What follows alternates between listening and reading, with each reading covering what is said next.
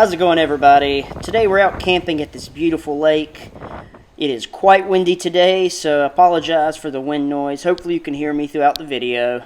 We'll be taking a look at the campsite, checking out our tent and some of our gear. I also have an update on the Jeep that I'll get to shortly. And later in the video, we'll be trying out a camping recipe we got from a fellow YouTuber, so be sure and stay tuned. But a quick update on the Jeep. Another YouTuber pointed out that some of my jam nuts were loose when I was up here working on something. I think it was my video of greasing the joints and whatnot. But anyway, we took a look at it, and it didn't take long for me to determine this was not something I had the tools or capability to do properly. So took it to a shop, Outlaw Off-Roading, Greensboro, and they're a distributor for rock crawlers, so they know what they're doing. They took off all 8 control arms, measured everything, made sure it was back in the proper spec, because when I installed these lower control arm skid plates, some of my arms got a little bit out of whack, and I didn't, put them back on correctly, or get the control arms adjusted properly. So they took care of that. They put anti-seize on the threads in here, and then Loctite on the jam nuts. And they have a little jig they built to actually tighten all these down, because they require like 250 to 300 foot-pounds of torque on those giant jam nuts. So they got every one of them, all 8 of the control arms back, or taken off, measured, and retorqued, anti-seized, and Loctite. And now we are back in business. The Jeep's driving great. I mean, it wasn't really driving bad to begin with, but it's still driving great. So anyway, I'm pleased, and I'm not worried about these things being loose. So that is an update on the Jeep.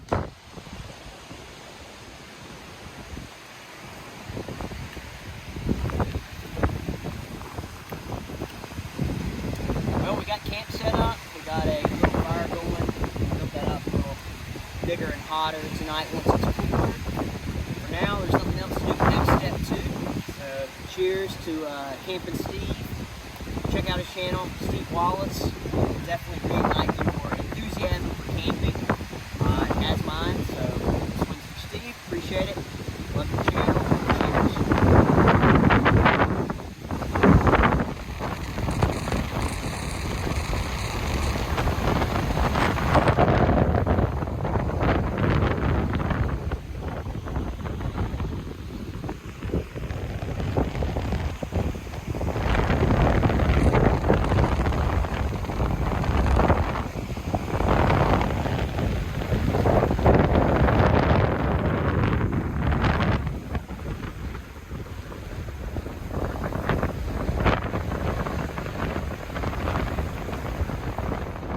Hi, gorgeous wife.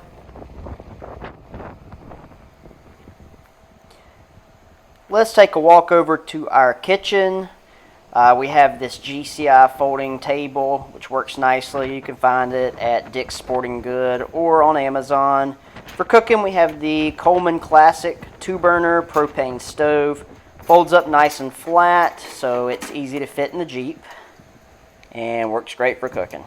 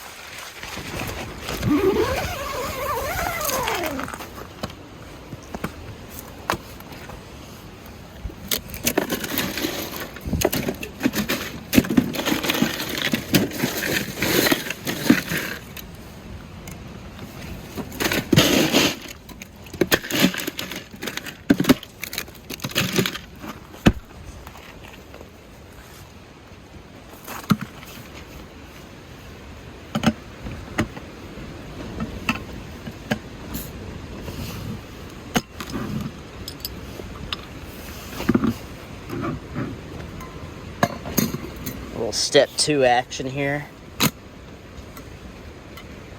Shh. Don't tell anybody. This is an REI Base Camp 6. It is a 6-person tent or a 2-person tent if you like glamping like us. It's got a vestibule here. We're keeping the coolers out here.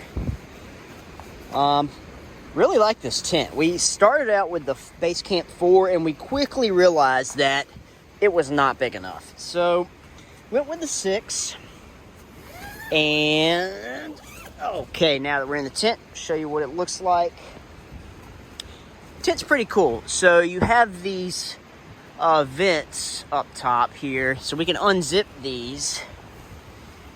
And unfortunately, this is not working too well in the wind, but you're supposed to be able to close these and Velcro that, hook and loop that there. But the wind's so hard that it's just been picking this off and keeping these open for the most part. But that's why there's a zipper there, so you can close those. Now, since we are using the portable buddy heater here, at night what we're doing is we are unzipping these vents here at the bottom, so we have some fresh oxygen coming in, and then we have venting at the top. That'll help with any condensation issues in the night, because these propane heaters, they, produce water, so we don't, if it's super cold, we don't want that condensing on the tent. But we do need fresh oxygen, so that's what this vent's for. So we keep that open, and at night, this guy, which we'll start up later, we just run the hose through the zipper here. We just make a little hole through the zippers to run the hose out to a propane tank that we have by the grill at the moment. And because you got to keep those 20-pound tanks outside, you don't want that in the tent with you, so we just put that in the vestibule. But that'll keep us warm. Now you have a door in the back or the front, and really either one can be the front or back, whatever you want to do. And then you just put the fly on wherever you want the front to be. So that kind of determines where the vestibule is. But this opening here, you see zips all the way around to here. And that is fortunate because we forgot our air pump, so we had to plug in this air mattress into the Jeep, because we have one of those 110 volt sockets in the Jeep, and this has a built-in pump, so we pumped it up outside, and luckily this was just big enough to bring this giant air mattress in here, so that's handy. We also have a window obviously here, and every opening has a little tie down so you can roll this up if you want. If we were in warmer weather, hook that, but we will be keeping that closed. Same situation on the back. Once again, another one of these vents here at the bottom. Got some nice little storage pockets, and all around the sides actually you have little storage, these little mesh pockets, which is really nice. Just put whatever you want. And you can, the back here, which is not quite as big of a vestibule, but you could store something out of the rain if you wanted to. You do actually have a zipper, so you could get out the back there if you wanted. Little loop here to hang a light. It's handy. But this is a REI Base Camp 6. Really, really awesome tent. Definitely recommend it. It's kind of pricey, but I like to buy once, cry once. So, as I mentioned, we like to glamp. So we have the double stack queen size air mattress here, and then a double sleeping bag. This is just a cheapo sleeping bag. We previously haven't done a lot of cold camping. This is probably the coldest camping we've done in a while, but with the heater and a blanket, this was more than enough to keep us warm. So I think it's a 35-degree bag, but it supposedly was going to get down to 32 Fahrenheit this weekend, but last night I don't think it dropped really below 39, so it wasn't too bad. But that is our tent setup situation. Base Camp 6 fits this queen size air mattress just fine, and we have plenty of room for gear and whatnot to walk around. And we're both short. I'm 5'5", she's 5 foot, so we have plenty of room to stand up in here. If you were a little taller, you may not be able to stand up, but I mean, this works great.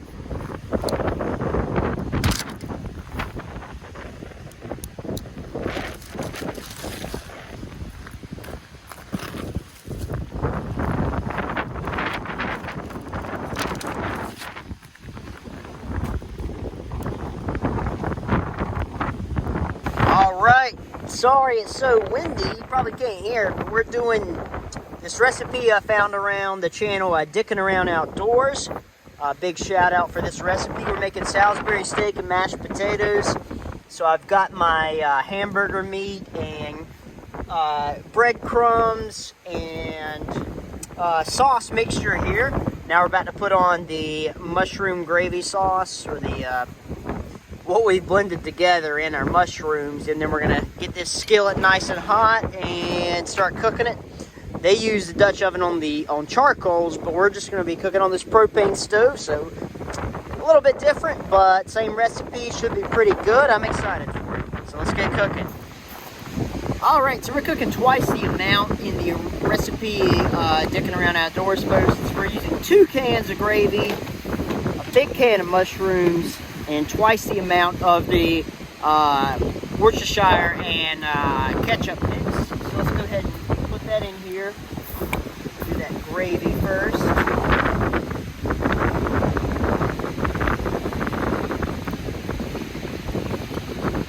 One down.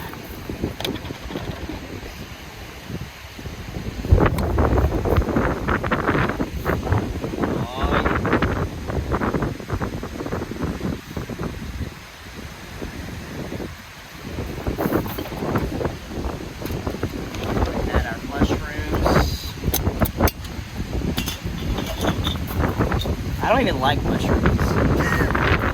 I guess they're important for Salisbury steak. So.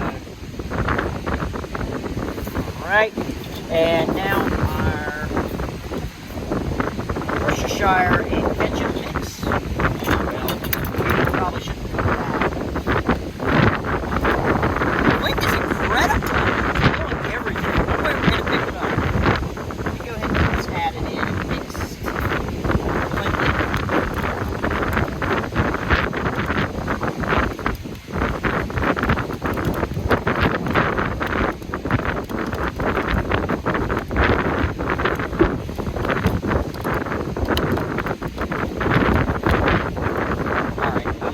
Blended up, and then we're going to pick up all the trash that's blown everywhere, and then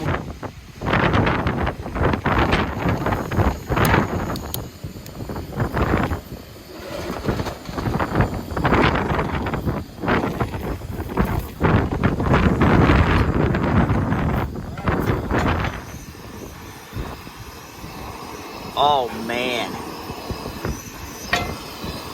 Okay, that smells delicious.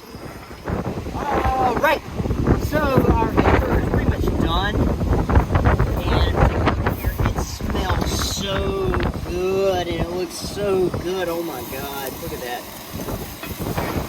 We got way more than we can actually eat, but whatever. I'd rather have not too much than not enough. So anyway, we're going to start our potatoes. I guess I should start the burner first. Oven down here.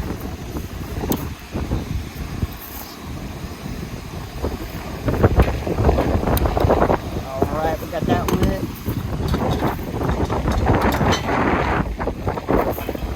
Alright, we're going to add our pre-measured water. I believe there's 2 cups in here.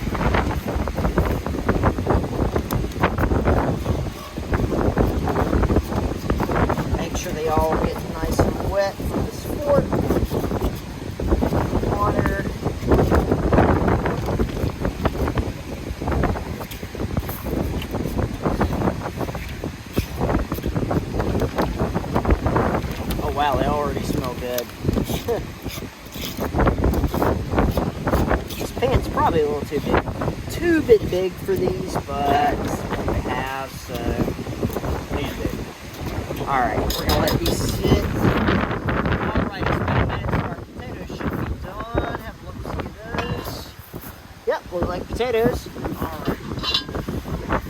So we can go ahead and start serving ourselves. I'm gonna go ahead and turn these off. They've been on long enough.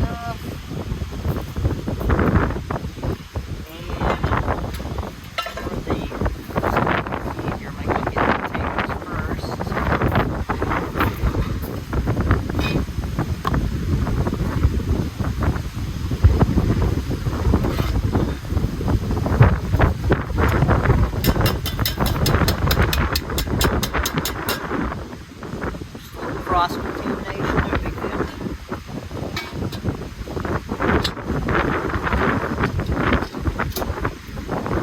Now, have a look-see at these juicy Salisbury style hamburger steaks. Oh, that looks delicious.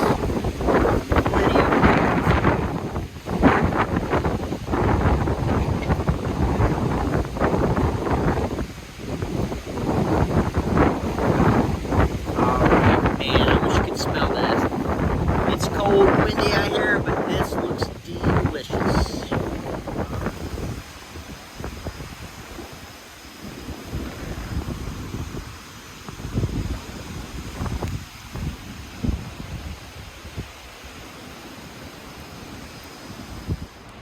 Alright, so we're heading to bed, so we're gonna fire up the buddy heater.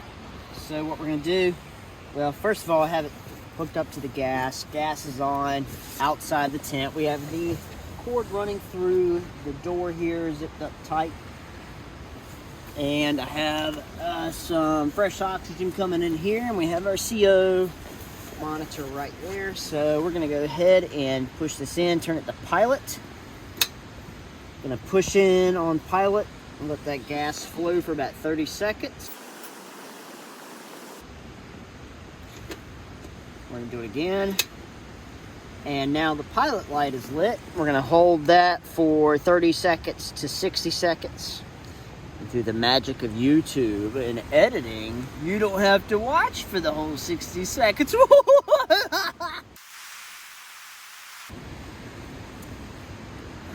All right, we should be able to light it now. So we're gonna turn it to high, and we're gonna keep it on high until this thing is glowing orange.